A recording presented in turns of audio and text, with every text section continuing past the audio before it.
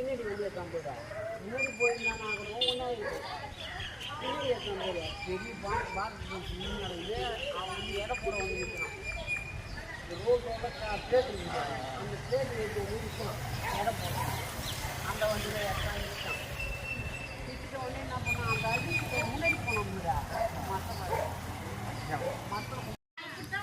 அதை பார்க்கறதுன்னா GR 100 மக்காச்சோளம் கதிரை தான் பார்த்துட்டு இருக்கோம். சக்கை பாருங்க ரொம்ப ரொம்ப சின்னது, நல்லா பட்டை சோளம். 200 நாள் ஆனாலும் சரி இதோட கலரும் இதோட நிறமும் இதோட குணமும் மாறாதுன்னு சொல்லுவாங்க.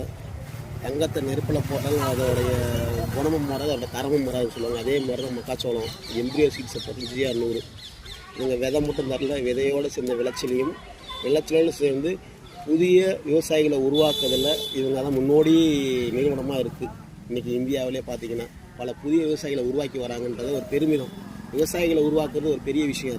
அதில் புதிய விவசாயிகளை உருவாக்குறாங்க பாருங்கள். சக்கை அளவுக்கு ரொம்ப ரொம்ப சின்னது, நல்ல கலர், நல்ல வெயிட்டு. எல்லோரும் சொல்லுவாங்க மெயினாக காற்று மழைக்கு மெயினாக சாயாதுன்னு சொல்கிறது எல்லாரும் சொல்கிறது தான். நம்மளும் காற்று மழைக்கு மெயினாக சாயாது, ஹைட்டு போகாது. பட் 200 நாள் அதோட கலரும் அதோட குணமும் அதோட பரிணாம வளர்ச்சி மாறவே மாறாது. அந்த மாதிரி தான் இருக்குது பாருங்கள். சவுண்டு கேட்க பாருங்கள் எந்த அளவுக்கு இருக்குன்னு.